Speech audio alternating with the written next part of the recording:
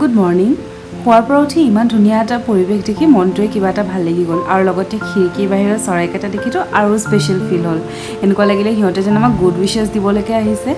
তাৰপিছত আমি অকণমান ফুৰিবলৈ বুলি ওলাই গ'লোঁ আৰু আহি পালোহি এয়া এখন ধুনীয়া ধাননি পথাৰ, ধুনীয়া এটা পৰিৱেশ, চহৰৰ যান্ত্ৰিকতাৰ পৰা ভালেখিনি দূৰত, সতেজ পৰিৱেশ একদম, বিৰাট ভাল লাগিলে।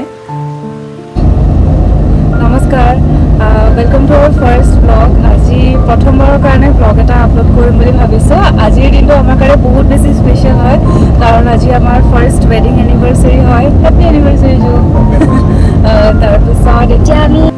তাৰপিছত এনেকৈ মই মোৰ হাজবেণ্ড আৰু শাহু মা এনেকৈ হাঁহি ফূৰ্তি কৰি পেলাই গৈ থাকিলোঁ। বিৰাট ভাল লাগে, এনেকৈ আমি বহুত ফ্ৰী হয় একচুৱেলি, তেনেকুৱা কোনো মানে হেৰি নাই আৰু। ধুনীয়াকৈ হাঁহি ফূৰ্তি কৰি আমি ইজনে সিজনৰ লগত ধেমালি ধুমলা কৰি পেলাই তেনেকৈ আগুৱাই গৈ থাকিলোঁ। আজি একচুৱেলি মা আৰু ভাইটিও আহি আছে, কাৰণ আজি আমাৰ স্পেচিয়েল দিন হয়। তাৰপিছত গৈ আমি চাহ বাগান এখনো পালোঁ, তাতে অলপমান খোজ কাঢ়িলোঁ। একচুৱেলি আজি আমাৰ 1 year যিহেতু কমপ্লিট হৈছে, মই অলৰেডি কৈছোঁৱেই, গতিকে সেয়া আৰু সুখে দুখে আজি আমি এবছৰ কমপ্লিট কৰিলোঁ। তাৰপিছত আবেলি হ'ল, মাহঁতক আনিবলৈ গৈছোঁ। পৰিৱেশটো দেখিছেনে কেনেকুৱা গোমা হৈ আহিছে। অৱশ্যে এনেকৈ ধুনীয়াও লাগে বাৰু দেখিবলৈ। তাৰপিছত এয়া দুই ভনী একদম লগ হৈ পুৰা একদম মেল মাৰিছে আৰু আমাক একদম পাত্তাই দিয়া নাই, পুৰা কথা পাতিছে। তাৰপিছত ৰুমলৈ আহিলোঁ। ৰুমত আহি আমি এনিভাৰ্চেৰী বুলি কেক এটা কাটিছোঁ আৰু সৰু সুৰাকৈ চেলিব্ৰেট কৰিছোঁ। স্পেচিয়েল মুমেণ্টবিলাকত ফেমিলিৰ মানুহ থাকিলে একচুৱেলি বহুত বেছি ভাল লাগে, নহয় জানো বাৰু? অৱশ্যে মোৰ পাপা, দেউতা আৰু দেৱৰজন আহিব নোৱাৰিলে। যি কি নহওক এওঁলোক আহিছে, ইমান ভাল লাগিছে, মানে কি ক'ম আৰু, বহুত বেছি ভাল লাগিছে।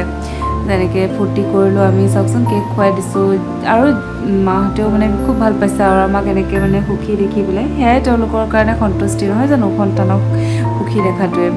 তাৰপিছতে আমি এইবোৰ দেখিছে নাই, কি মানে নৰ্তংকি, মানে উফৰাম। আৰু জেবিনৰ মানে কি, সি নিজে কেক নলগাই দেই, তাক লগাবলৈ নিদিয়ে, দেখিছে, ভাইটিকো মানা কৰিছে লগাবলৈ, কিন্তু সি হ'লে চবকে লগাব। আৰু ময়ো মানে কেনেকৈ একদম পাতি দিছোঁ আৰু দেই কেকটো লগাবলৈ। তাৰপিছত ৰিয়েলাইজ কৰিছোঁ সি দেখোন তাক লগাবলৈ নিদিয়ে মানে। মই দেখিছেনে কেনেকৈ দাড়ি লগাইছোঁ, আৰু মই ভিডিঅ'টো সেইটোৱে কৈ আছোঁ যে মানে সি নিজে হ'লে নলগায়, কিন্তু লোকক হ'লে একদম লগাবৰ কাৰণে এনি টাইম ৰেডি হৈ থাকে। দেখিছে কিমান ইৰিটেট কৰাত মানে একদম 1 নম্বৰ আৰু। যি কি নহওক তেনেকৈতো ভাল লাগে, হয়নে, ফূৰ্তি ফাৰ্তা কৰি থকা, সেয়াই স্পেচিয়েল মুমেণ্ট হয় আৰু। গতিকে আজি আমাৰ 1 বছৰ কমপ্লিট হ'ল মেৰিড লাইফৰ।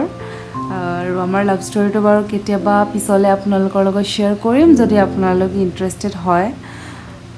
আৰু বাকী মোক দাড়ি বনাই দিলে তেখেতে। সিমানেই আছিলে আজিৰ বাবে। কেনেকুৱা লাগিলে প্লিজ জনাবচোন। বাই।